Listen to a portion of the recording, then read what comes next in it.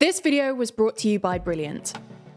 Today, Turkey plans to expand its military operation in Iraq, the FBI director discusses the US terror threat, and the EU prepares an aid package for Egypt.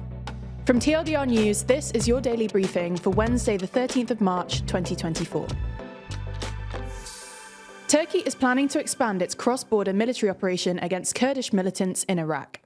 This escalation comes after airstrikes were carried out on the Turkish military bases in the Iraqi Kurdistan region, resulting in serious damage to 4 Turkish bases last September. Dozens of Turkish soldiers in Iraq were also killed in attacks in January and last December, which were blamed on Kurdish militants. Turkish President Recep Tayyip Erdogan has vowed to step up military operations against both the Kurdistan Workers' Party and its offshoot, the People's Protection Units, in Syria. According to the Turkish defense minister, Turkey and Iraq are in talks to jointly crack down on the hideouts of the Kurdistan Workers' Party, which has long fought for an autonomous Kurdish region in Turkey.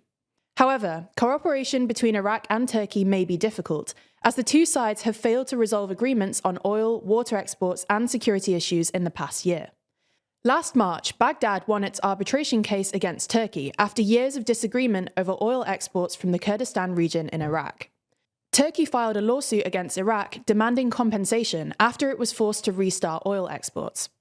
As a result, a Turkish state visit was postponed several times in the past couple of months. But yesterday, it was announced that Erdogan will visit Iraq before the end of April to start talks on expanding military operations against the Kurdistan Workers' Party. Part of a so-called inkblot military strategy, Turkey has over 100 established army outposts in the rugged border area of Iraq, and the state aims to seize control over the area. The Turkish defense minister has also stated that the country is committed to establishing a security corridor 30 to 40 kilometers deep along its border with Iraq, and that by the summer they hope to completely eliminate the terrorism issue and secure the border with a buffer zone. Success in this operation will be of vital importance for Erdogan to gain the support of an allied nationalist party, the MHP, to his AK party, in the run-up to the local elections on March the 21st.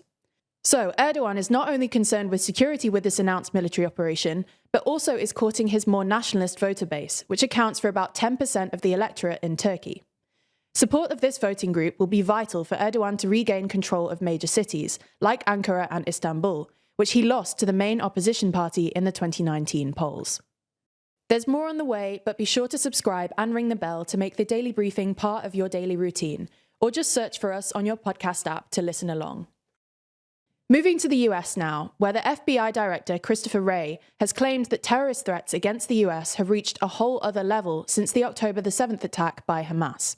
Specifically, Wray has suggested that the FBI is concerned about lone actors inspired by calls for violence from the Middle East. He added that, "You've seen a veritable rogues gallery of foreign terrorist organizations calling for terrorist attacks against us in a way that we haven't seen in a long, long time."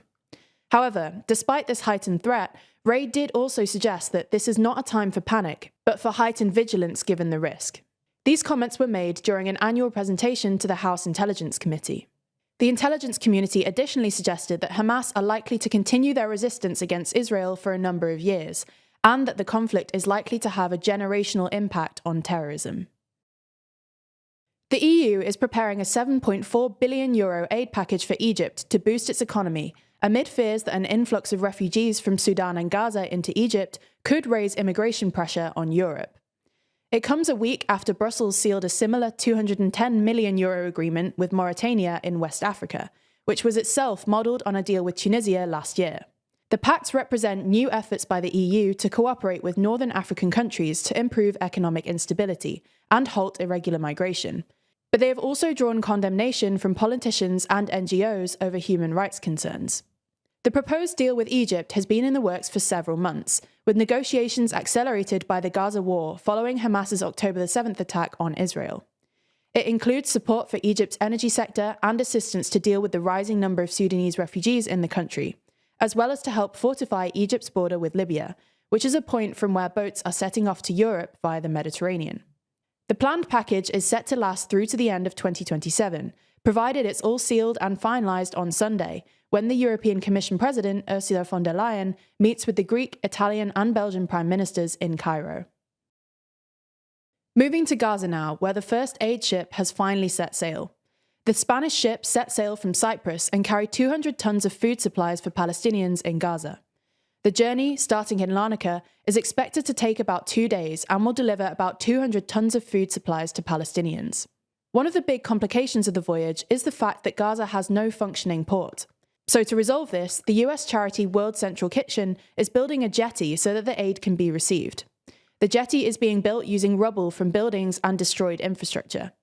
It's hoped that if this ship successfully docks and the aid is delivered, then future ships can make deliveries to Gaza. The delivery would have been far easier if the aid was transported via road. However, aid agencies have pointed out that Israeli restrictions have meant that only a small fraction of the required aid is getting into the territory. The UN has said that at least 576,000 people in Gaza are one step away from famine. In total, this accounts for about a quarter of the population. Speaking about the work of his World Central Kitchen charity, Spanish celebrity chef José Andrés wrote on Twitter that we need to finish the jetty that will allow us to discharge the food. Failure is not an option. North Gaza needs to be fed. Our final story today is about wasabi. Researchers have discovered a new use for the paste, which is that it can be used to preserve ancient papyrus scrolls. The study, published this month in the Journal of Archaeological Science, found that wasabi vapors can help fight off fungal infections on ancient papyrus without causing harm to the fragile material itself, or the pigments painted onto it. Scientists began by recreating 1,000-year-old papyrus, then treated it with a mixture of water and wasabi powder, leaving it to work for 3 days. When they returned, they found the contamination had vanished, and the sample's tensile strength had even increased by 26%. The new technique is already gaining traction too, with the Grand Egyptian Museum in Giza planning to use it.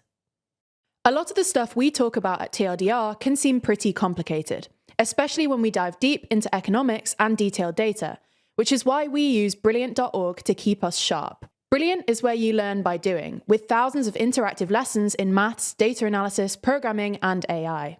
Brilliant is a learning platform designed to be uniquely effective. Their first principles approach helps you build understanding from the ground up, which is also how we structure TLDR videos. Each lesson is filled with hands-on problem solving that lets you play with concepts, a method proven to be 6 times more effective than just watching lectures.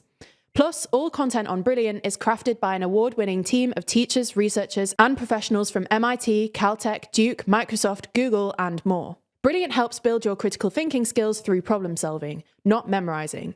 So, while you're building real knowledge on specific topics, you'll also be becoming a better thinker. Learning a little every day is one of the most important things you can do, both for personal and professional growth. Brilliant helps you build real knowledge in just minutes a day, with fun lessons you can do whenever you have time. It's the opposite of mindless scrolling. Brilliant recently launched a ton of new content in data, all of which uses real-world data to train you to see trends and make better-informed decisions, something politicians could really learn from. Anyway, these are for learners of any level to start or continue learning data analysis, with a fully built-out suite of new content, from Bayes' theorem to multiple linear regression.